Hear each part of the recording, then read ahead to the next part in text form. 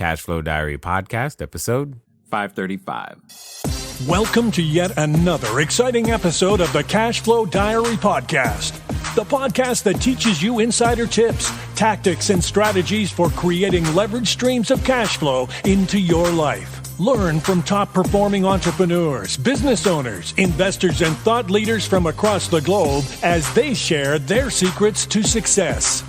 Like what you learn on this and other Cash Flow Diary podcast episodes? Go to learninvestingnow.com and sign up to receive powerful tips and information that will help you succeed as an entrepreneur and investor. Now, here's your host, investor, entrepreneur, business owner, educator, speaker, author, and master facilitator of Robert Kiyosaki's cash flow game, Jay Massey. All right, ladies and gentlemen, welcome to another episode of the Cash Flow Diary Podcast. I'm your host, Jay Massey, and I'm glad that you are here today because when it comes down to it, many of us right now, you listening to my voice, you are using a whole bunch of technology that, as some would say, entering into its most mature stage. In fact, many would say we're not even at everything that it could possibly do because, well, we're still discovering new ways of using it. I mean, just think about it.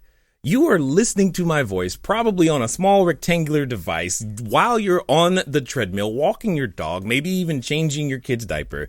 At the end of the day, what's interesting is how far we can reach, how much the internet has brought together to allow all of us to interact, to connect, and, well, just to be social.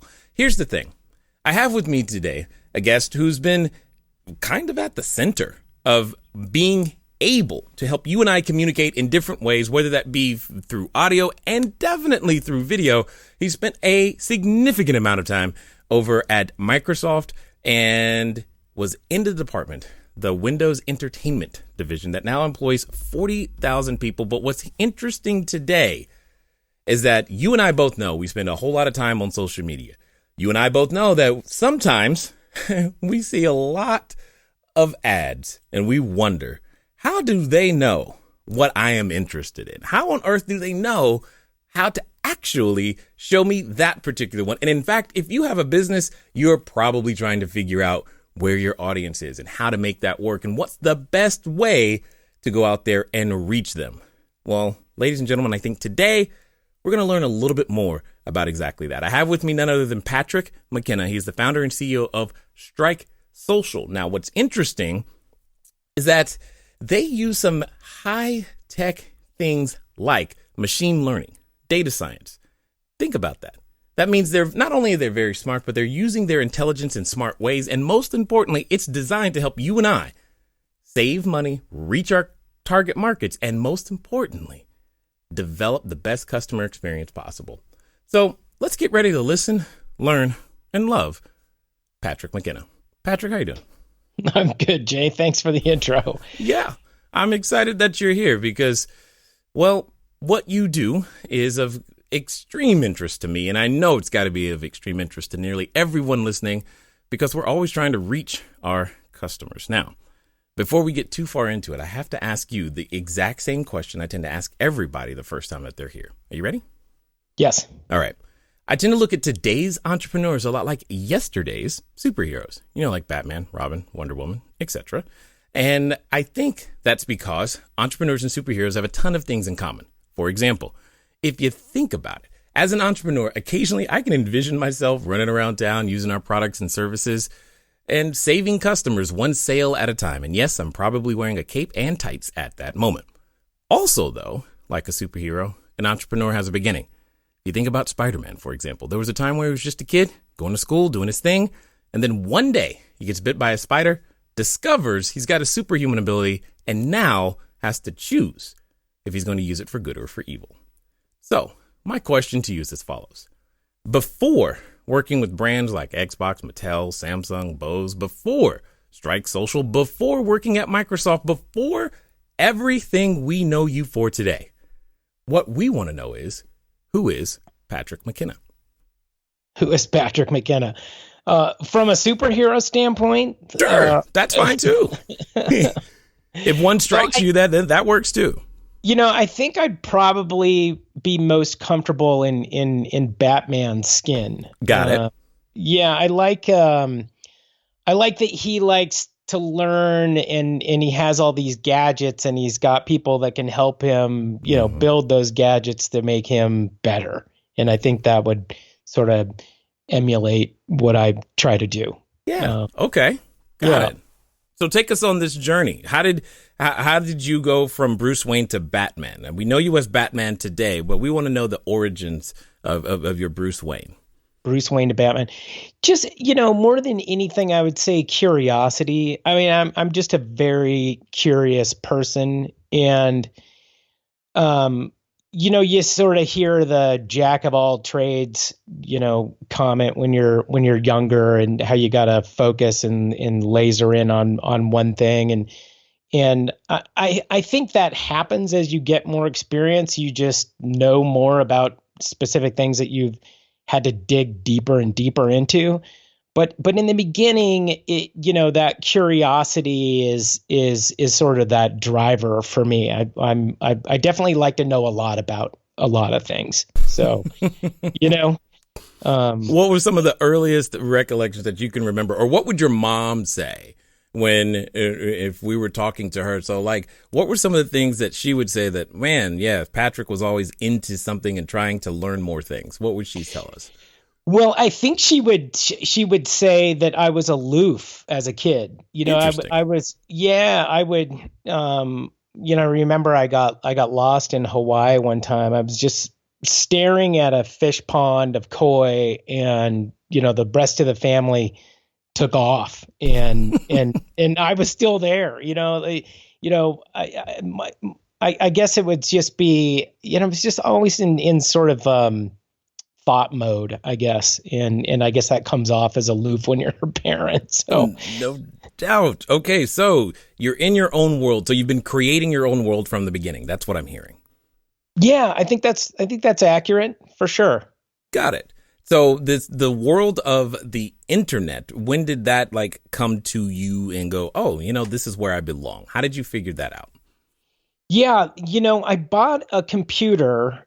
I started hanging out with these guys who owned a little computer shop. This is back in '94. Mm-hmm. And I was just really curious about computers in general. My dad got a PC, back in the really early '90s, maybe late '80s. My next door neighbor got one. I would play video games on his Mac, and I would do, homework and things on, I guess this is mid '80s, early '80s maybe. And so I was just always curious about that. And then I met these guys in Seattle, and they had a little computer shop, and I watched them put hard drives in computers and things. So I really got my hands inside the computer. And then once I did that, I learned about the internet and got online and, started doing all the things that you do when you first get online. You start surfing around and trying to see what's interesting out there. But that was really it. I mean, I really just got my hands into a box and was like swapping out hard drives and things like that. So it's probably a little geeky, but I'm not a technical guy like that. So it sort of ended there with building a few machines and then being like, I'm going to let Dell do this or Gateway. Right. They're better at it. And I get that. I get that. Do you realize that right now, you and I, there are people listening to us who have no idea what it's like they've only known the internet. They've never not known that the internet was possible. Like you and I, we can remember there was a no internet stage and then there was internet. Well, I say this to my younger employees all the time. I'm like, what was it like going to school with the internet? And they just look at me like I'm from Mars, They just, and they're like, what? Yes. What was it like going to school without the internet? I'm like, well, we had books and it was hard. We didn't have the answers, So, exactly. That, have you seen an encyclopedia ever? Yeah. I mean, I'm just asking. Oh, yeah, exactly. Right? All of those things. It is what it is. So what takes this curiosity with, computers into how do you end up at Microsoft exactly? Yeah. So I was I was an entrepreneur. I started in the telco industry, and then I started my own, they call it a switchless reseller. So I started selling telecommunications services. And when the internet came out, we were doing, IP fax. So we had an IP fax solution. So I started kind of getting myself immersed in being my own boss and having a company. And we sold that company pretty early because we were just burnt out on that industry. And then I got into a small startup company that was doing, it was just way before its time, but it was doing like HR and training. And so HR and training videos on the internet. So we were using Microsoft's Windows Media Player and some of their technology to go in and do, corporate training and so you would have that HR portal. And, it was just one of those things where companies they would rather at that time bring in an expert and have them, train their employees about how to be safe at work and about harassment and things like that. There wasn't this internal area where they had everything in one spot. And Microsoft noticed what we were doing, and we were sort of in the forefront of Windows Media, and they just kind of snapped up our team. They took 4 of us. We didn't get the second round of funding, so we were kind of done anyway. But we had built a relationship with the people over at Microsoft on that team, and it was really small. And that's how I ended up over there. Interesting. Now, for those of you wondering, faxes is what we did long before email. Oh my gosh, yeah. I mean, I'm just saying, there are so many things. They're like, what did he say? There's somebody who went and looked up IP fax. What's that? And I just wanted to save them some time. But I have a question. If you were working with, if you're working with video long before YouTube, long before broadband, long before all the stuff that makes video convenient, how did you guys do that? Yeah, I mean, again, like Microsoft was on the bleeding edge of that too. So there was one player in the market, real player. People, I remember them. Yeah, people probably aren't gonna remember that there was a battle over which audio or video codec or format was going to win. And the fear over at Microsoft at the time was that the video and audio was going to be the new desktop of your computer. So we wanted to make sure that we were there and in people's living rooms and things like that. So we went to battle with those guys, and looking back, and during that period, that's when things started to get really tough from an antitrust standpoint for Big Blue. So that was kind of like, okay, you did this with Explorer, now you're doing it again with audio and video technology. We had an unfair competitive advantage. We had the operating system, and we could ship with the operating system. So that was kind of we were sort of the beginning of the end of Bill over there at Microsoft. Yeah. I like this. This is great because I mean, it's one thing to have technology, and many people listening right now that we've just taken it for granted. How did it get here? Was there a battle? Hearing the struggle. I find it interesting because I know during that time I was just using the technology. I didn't really think about, who's fighting over a codec right now. But that's kind of what you guys were out to do for all the right reasons. Now, since then, you've sold the company and all this other stuff. And I'm curious because a lot of entrepreneurs, especially those listening right now, they're working to build their business. Their business is maybe in the 7-8 figure range, and now they're looking for that exit. You found the exit, but you didn't stay exited. You found something else to do. Why was that? Well, I mean, the first exit that I had, I mean, if you want to call it that, this was sort of before the big multiples. Sure. You know what I mean? Like I wasn't in a SaaS business or, Sure. We'd only been at it for a couple of years. I'm proud to say that it was, one of the fastest growing companies in the state of Washington. We built it quickly, and we were just at a point where we were burnt out, and that business is still going. It's called WCI Telecommunications, and it's up in Seattle. Oh, and cool. I haven't paid much attention, but they're still around. They've took a business that, I started I was probably 25, and it's still going. I'm 52 in September, so I'm proud of that. I'm proud that we put the bones together and that we found someone who was young and hungry and wanted to go take it to the next level. I'm really happy for him. Got it. Yeah, I don't. Did I answer your question, Jay? Well, no, it's not that. I'm just what I'm looking for is, a lot of people when they look for the exit and go, cool. Once I'm there, then I can relax and do nothing. No, but yet there was something else driving you, and I'm curious to know what that was, or is. Yeah, for that matter. yeah. I mean, I think curiosity, but I wasn't at it was necessity too, right? I needed to work. What do you mean by needed to work? Well, I wasn't in a position when I sold the business to retire. Got it. I had someone a while ago talk to me about this. Let's call it a mini life coach about what you would do in retirement. Because I was, that's been a topic of conversation for the last couple of years for me. And I don't want to do that. You know what I mean? You don't want to do retirement. Yeah, I just don't. I agree with you. Yeah, I have to be going pretty hard. Now I do like to decompress at times, and there are times when you wish that the business would go away for a while, but you don't get that either.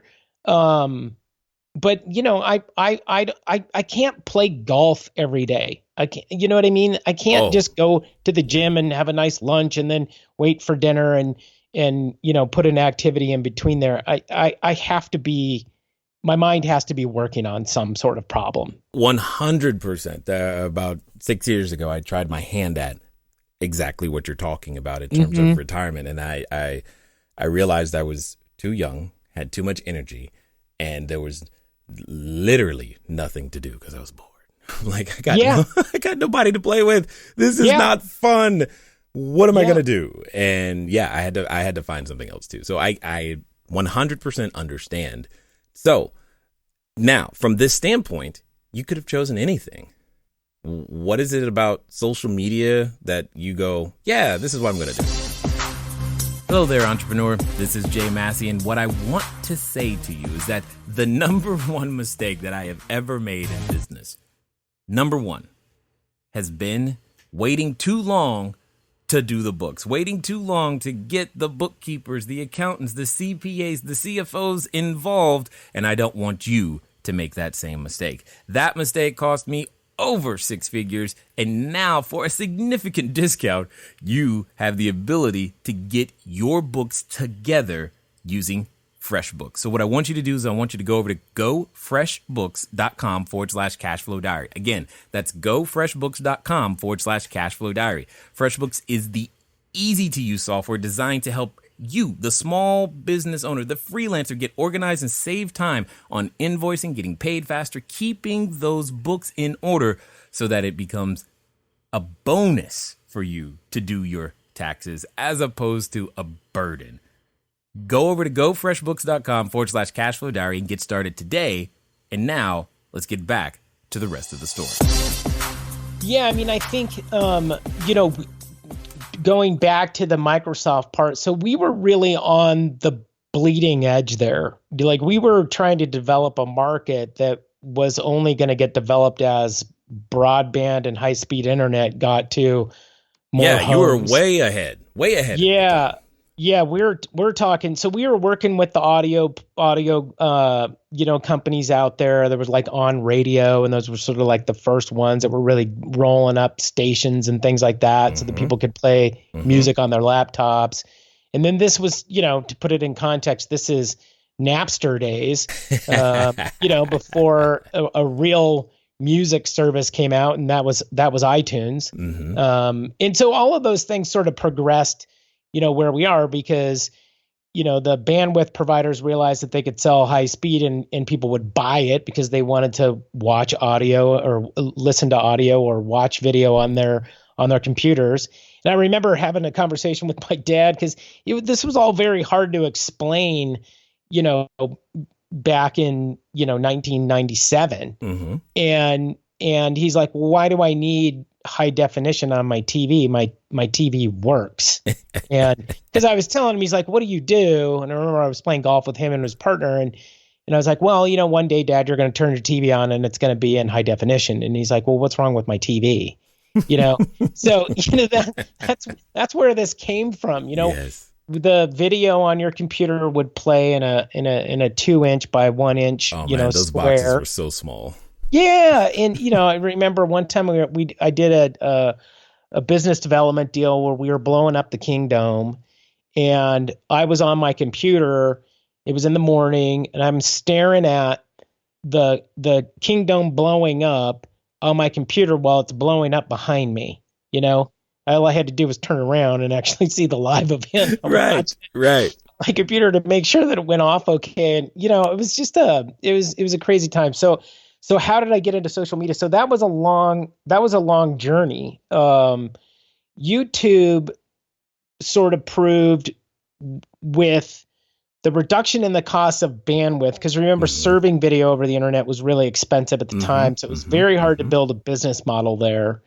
Right. And YouTube was sort of a place that created a real, I would guess, just burst of speed into video on your computer. And they monetized that through advertising. And I knew a lot about video.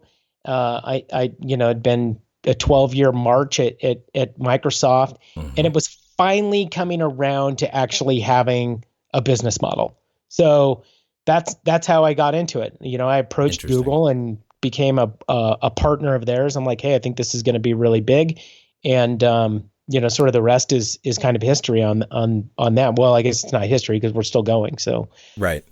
Now we're writing history in that moment.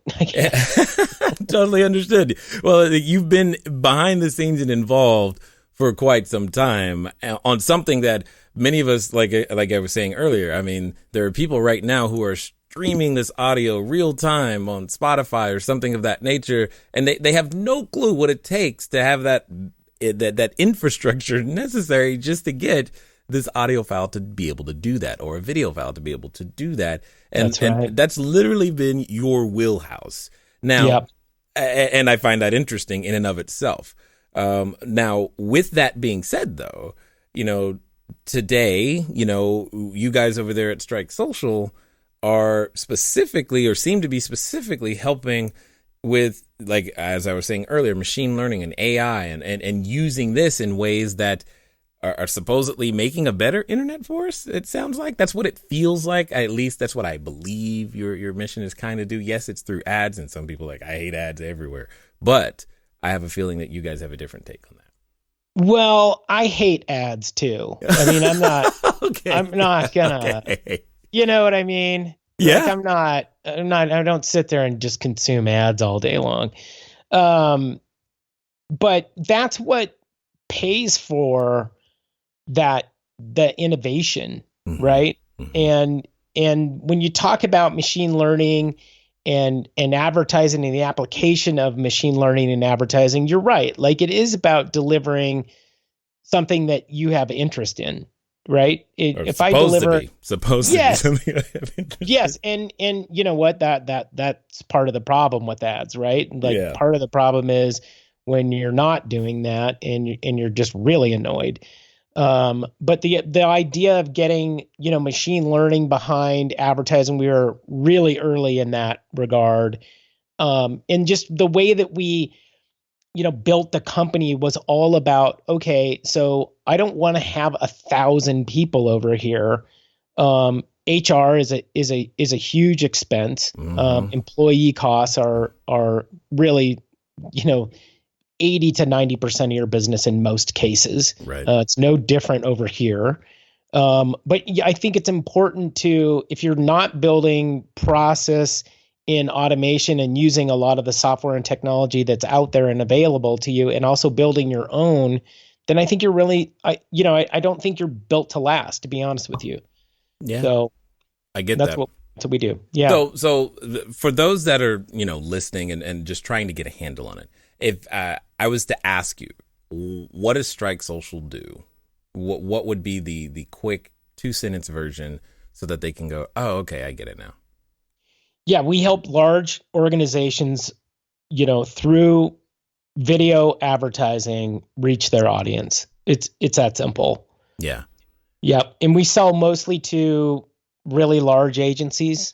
They call them the holding company. There's 4 major holding companies. And within those holding companies, they'll have, 3,000 plus agencies that are global, globally situated around the world. So. Got it. Now, for those that are wondering, how is it that machine learning, how is it helping you guys do and deliver, this experience that you're trying to after? What exactly is the machine learning about the user? Yeah. So what we do is we look at the returns, right? So we're processing a lot of advertising returns. So if I'm reaching you, Jay, and you're not interested in a type of ad, I know, with some confidence that based on the watch time or you clicking out of it or skipping it, that ad doesn't pertain to you, or you have the product already, or you're just not interested. So I won't retarget you with that advertisement. I got to find something else or a different brand or something like that. But that knowing who you are and what you like for my brand customers is really important. They don't want to serve ads to people who aren't interested because there's a cost to that. So they want to be really efficient about who they serve their ads to, when they serve them, how they serve them, and what that message looks like. All of those are signals that can be optimized. And that's what we do in our machine learning box. And what I like about that is, well, honestly, it means that I don't ever see a Heineken ad because I've never drank alcohol in my entire life, But at the same time, what I do find interesting sometimes what I'll do is that I'll grab my wife's phone or use her and I'm like, man, when I'm on her phone or on her devices, it's like a completely different internet because I'm like, I don't see, there's just like no overlap. It's just really so different. How does, so I guess here's my question. How does a smaller company take advantage of this? Because the data sets required to be able to do this seem to me that they would be immense, like large. It would take so much data just to figure out who to serve and who not to serve, that in and of itself is cost prohibitive to the average entrepreneur. Yeah, I mean, and that's why you use somebody like us, right? Because what a lot of companies do, and some of these are very large companies, data science is something that I think gets thrown out a lot, and I don't think people understand it that well. Okay. Data science is not, from a marketing perspective, we'll see a business intelligence department that will assist the marketing team internally to look at like customer retention and which audiences they think are working, and buying and clicking and all of those things. And they'll have all that stuff on a spreadsheet, and they'll do some analysis. This is, you can't do this in Excel, what we're talking about. You know what I mean? Yes. Like it, and it's interesting because there are a lot of companies like, oh yeah, well we have our analysts and maybe they're not data scientists, but this is what our data tells us. And it's like, look, you're looking at some signals, but you're not looking at near enough, and you don't have enough statistical significance here to really make a an informed decision.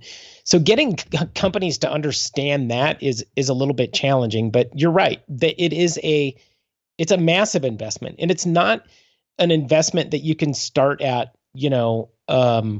without having the data. So Right. you got to have the data, and you also have to put that data into a container and what they call like clean data. So it has to be stored in a way that can be in the future, once you've got enough of it, that you can start really processing that data. If it's not named properly, you're not going to be able to do anything with it. So there's a lot of confusion about that. I think it gets thrown out, and used a lot in advertising. But I really struggle sometimes with some companies like, look, you're not doing data science. You're doing some business intelligence on Excel. That's not it. So well, and let's be clear. Sometimes we're just doing the best we can with the resources that we've got, because this data science, yes, it seems relatively like, in the same way that the idea of streaming audio and video was new, the accessibility of data science is still a little bit beyond most entrepreneurs these days, I would say. Oh, for sure, for their internal businesses, for sure. But there are lots of third-party companies that are heavily invested in technology, in data science, in artificial intelligence, that entrepreneurs should be taking advantage of. Because you can sit there and build process in, let's just say your HR department or your sales department or whatever department you want. Mm-hmm. And you can get that in Salesforce, or you can, move into, some of these other applications. But there are plugins that are doing real, data science engineering and machine and learning intelligence that you can leverage, and you don't have to reinvent the wheel. Just take advantage of the economy of scale and the investment that they've done and use it. You're going to perform better. You're going to be more efficient. Interesting. So, and now this, again, this is personal question because I'm curious. When I've done research with companies like yours, et cetera, again, the cost is just beyond the scope of what we can do, because we're just not quite at that enterprise level. But I've often thought that, why don't they produce some version of reports or some sort of something that we could use at a smaller level? Why don't we see that? Well, I think you will. I mean, okay. I think that, for a company like mine right mm-hmm. now, and in the stage that it's in, it's less expensive, if you will, to go after the Fortune 1000 and up, right? Yeah. Like, mm-hmm. You know what I mean? Like going to the smaller companies, we sort of have to like let them be curious and find us, kind of thing. But we're looking for really large budgets, enterprise clients, because there is there's a onboarding and training that has to take place onto the tools, and all of that stuff takes human capital, and you want it to be worth your investment. But I think as time goes on, just like we are talking on the internet right now, and using Skype, which is a Microsoft product, which is interesting. You know what I mean? Like yes. you just that becomes ubiquitous, and it does move down the ladder. So. Yeah, no, totally understood. And I guess really what I'm saying is, man, we need this information too, because if I can lower my CPL, if I can lower my cost per sale, if I want to lower, I mean, like the person who needs it, like the small business owner who is bootstrapping and trying to make use of technology in the biggest ways possible, we're like, man, what about us? I want to know, where my audience is. I want to be able to use all the platforms as efficiently as humanly possible. So I guess my question is, while we wait, what would you suggest we do? Yeah, I mean, I think if you're spending about $100,000 a month in advertising across social and search and places like that, you're in the wheelhouse to get third parties involved, and technology companies involved, even our company involved. When you're sort of under that, then it becomes an economy of scale type situation. The best thing that I could tell you to do, and this is gonna sound crazy, but you've got to find somebody who's really good on the platforms that wants to join your company and help you grow. The challenge with that is you're only going to be as good as that person's knowledge, right? So what the AI and machine learning allows you to do is it allows you to scale across a lot of knowledge base and, coach algorithms to learn. And so you're not going to be as good, but you can be pretty good. And if you've got the right CACs and you've got the right return on investment, there's nothing better than being able to pull that lever and pull it hard and get those returns coming in. And once you get there, you've probably got a pretty solid business and you could really scale it with someone like us. Yeah. The most we've ever gotten to was around 40,000 a month, and that felt that's really good. Well, yeah, it still felt out of control. I was like, man, this is a lot going on. There was just so much to keep track of. And sure. It was definitely, it became this thing. It was its own separate little thing, just to manage. It becomes a department almost. Right? Like depending on how many platforms you're leveraging at that point. And then the big challenge is as you go from 40 to 50 or 40 to 80, it gets harder because you're spending more budget and you might be seeing a diminishing return line. And so what our company tries to do is make sure that curve, is sort of up and to the right. You don't want that, because that's what scares people. It's like, well, I can spend 10 a month, but if I spend 15, I'm not really getting the CAC I'm looking for. Right. So how do I, you know what I mean? As the solo entrepreneur or a team of 20 or 30, how do I make that continue to go up and to the right and keep my returns? That's when you really got to start looking for technology. Yeah. And that was the thing. I mean, I'm like, I'm not a Netflix and Amazon. I can't go and lose money for 6 years, right? Just to gain market share. That doesn't quite work. I don't like to do that either. Right. That stresses me out. Yeah. It's like I need, but at the same time, because that what you just described is exactly what we saw. Is the diminishing returns, and we're like, okay, so but what else do we do? There's clearly more people. we got to get in front of them, and it's always been this constant challenge of figuring that out. And go ahead. You know what? That doesn't go away, Jay. I mean, it doesn't go away for just burst the bubble right there. Yeah, it does. It just doesn't. You're going to be constantly battling diminishing return, but when you've got a team of experts in technology helping you, figure that out, you're going to be in a lot better spot. Everybody has their ideas of why I'm seeing a diminishing return. I'm working with a customer right now, and they did a creative change, and they also did and they did a creative change. They did the ads, they did the landing pages. They did, and then they, had a plan to increase their budget. And, when you start changing a bunch of things at once and things don't go your way, then you're unwinding back to, well, what is the cause? I don't know if it's the creative. I don't know if it's the increase in budget. I don't know if it's the audiences right now. So we have to go back in time and try and figure out and weight each one. It's probably, giving a professional opinion, it's probably part creative, part the budget increase, and part the audience, and, too much budget in that audience. Right. So, but you got to figure out what's what before you go, well, let's just test some different audiences. Right.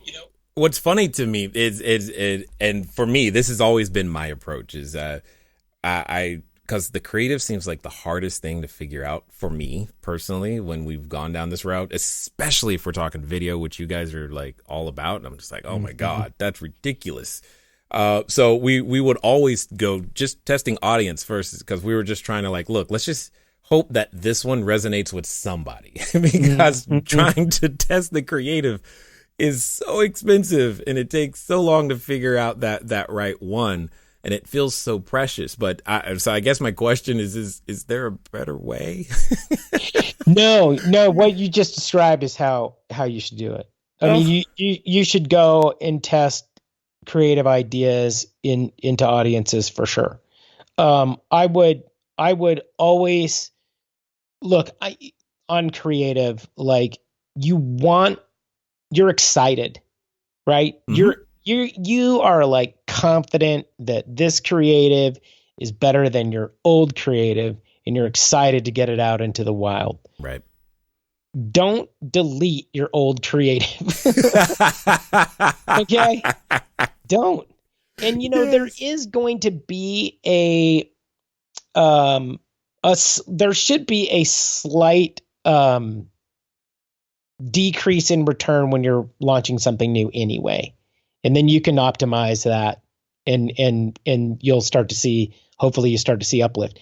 But if you don't, then you got to go rethink that piece of it.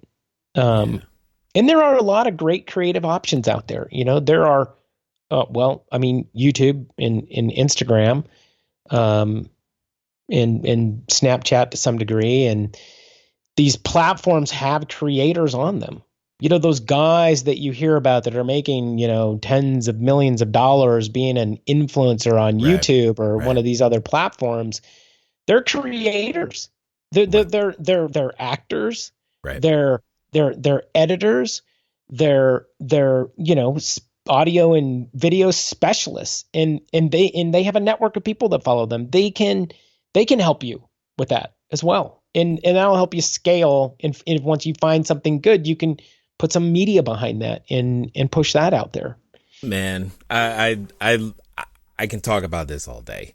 Because I didn't realize it though because when we got into the education space, this is what I decided to do, quote unquote, out of retirement, was to share what I knew and help other entrepreneurs. I didn't realize how challenging it would be to get the message. I didn't know that was part of it, so I've had to learn all of this from ground zero, but it's become the thing that I can just talk the most about, and I get a lot of excitement around, because when you get that campaign and it's like, oh, we did it. It's just this is great. It's so awesome. I mean, and you can just see it just feels great. And then of course, occasionally then you get this whole the creative gets tired and the numbers start going down. You're like, what's going on? But there's creative exhaustion. We have those tools. But yeah, Jay, like what I was saying is, you're an influencer. You're in this. You probably are an editor and an audio specialist, and you've got a network of people that listen to you and follow you and like to hear from you. And you'd probably be really, really good at this. You'd probably be really good at what I do. So, I love talking to you guys because, you end up being a jack of all trades, and I love sort of being that guy too. Yeah. Totally understood. Now, for those that have listened this far and have enjoyed the conversation, the trip down memory lane and everything else that we've done, what's going to be the best way if they want to find out more information about you guys, what you're up to, track you down? What's going to be the best way for them to find you? Sure. Strikesocial.com is where you can read more about what we do. We've got a lot of resources on the site that'll help you understand the different platforms, and Snapchat and Pinterest and Facebook and YouTube and that stuff. LinkedIn. So there's a really great, there's a lot of resources up there. We put a lot of, our intelligence into those products. So that's a good spot. There's a, speaking of automation, There's a Drift bot on there. There's a company called Drift that will allow you to just start communicating with us about what you want, what you're looking for. We can point you in the right direction. You can talk to a salesperson, whatever you want to do. And then, you can get me anywhere. I'm pretty good. I'm pretty good about getting back to people. You can catch me on LinkedIn, Patrick McKenna. There's probably a million of us, but look for the guy with the Strike Social in there. And I think those are the best places. And of course, I'm on Twitter and all that stuff too. So absolutely love it. I definitely appreciate the information that you guys are compiling, sharing, and helping entrepreneurs to use to, like I said, to be able to reach that audience. Now, as we wind down, I've got a final question for you because I'm curious to hear your answer. Okay. There's a person listening right now who they've been at, what I like to call the precipice of decision. They've listened to you and I chat about this and go, you know what, maybe my product can work. Yes, you know what, my business, it can do it. That's it. I'm drawing the line. Patrick is right. I can make this happen. Yeah, it's going to be some work, but that's okay. It'll be worth it in the end of the day. And they're at that point. Now, like I know, that when we get to those moments of decision, oftentimes we have a companion, and that companion comes in the form of a voice. And it's a voice that reminds us of, well, you remember what happened the last time you tried that? Remember, you tried Facebook. That didn't really work out so well for you. And now you're going to go to YouTube? Are you sure? And all of those things come up. And for some people, they're related to that voice. So my question to you is as follows. Let's pretend that this time they're actually going to follow through. It's going to be different for them. They're going to do exactly what you suggest, Patrick. And they're going to do so in the next 24 to 48 hours. What would you suggest that they do? Well, you got to understand what the platforms are good for, right? Like search is really good for getting you that click into a product purchase, right? That's what it's really good for.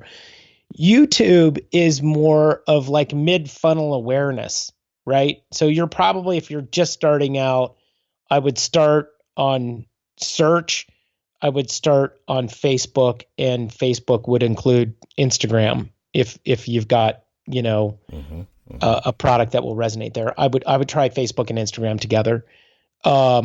And then you need to study, like the best thing to do is like look at what your competitors are doing, because we all have competitors. And so look at what they're doing and what you think resonates from their message, or maybe you just think they're doing it wrong, and that's fine too. I mean, sometimes that's even better. And I would test it. I would test who you think your audience is, and I would be looking for, me personally, if I was doing it, I would be looking for an immediate satisfaction return out of that. You know what I'm saying? Oh, if you're going to start and you're small and I'm thinking you're thinking, Jay, like it's $1,000 a month budget, something like that. You're trying to grow. That's what I would do. I wouldn't go spend $1,000 on an incredible video and get it on YouTube. Now, having said that, I've seen that work once. Once. No, well, I mean more than that, but Dollar Shave Club really built out. Yeah, so good. I mean, they built the model of one really great video and a product that found a pain in the market. Let's face it, $20 versus $8 or $9 for a razor. That's pretty significant, and they just needed to get that out there. So I've seen that. Now, having said that, they went and raised money off of creating that video. That's what they were showing to the venture capitalists up in San Francisco. So most of us aren't gonna be there. But like as I said, I've seen it happen. But if what we're saying is this new guy's got an idea, study your competitors, look at their messaging, look at where their messaging is, and I would go for try to get an immediate return so that you got another $1,000 to spend the next month, and $2,000 and $3,000, and then go from there. Absolutely, man. Dollar Shave Club, I just watch their commercials because they're there. And then, was it the Harmon brothers with the potpourri and the purple mattresses, man. Why are they so good? Anyway, there you go. And if you can get a video for just $1,000, you're doing good already. Yeah, I have to give that guy some stuff. So that would be great. Excellent. I definitely want to say that like I said, I appreciate your wisdom. I appreciate everything that you've shared with us today and taking the time to share your knowledge, wisdom, and insight here with us today at the Cashflow Diary. Hey, thanks, Jay. It was really nice to be here. I love this stuff. So thanks again.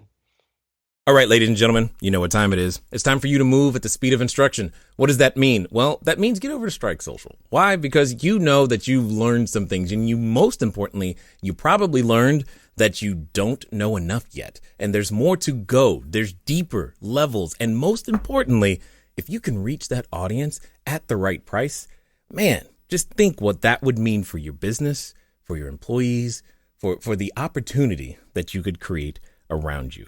At the end of the day, we just heard from Batman, so now let's go use his utility belt. Ladies and gentlemen, it's been fun talking to you guys today. I look forward to talking to you soon. Until next time.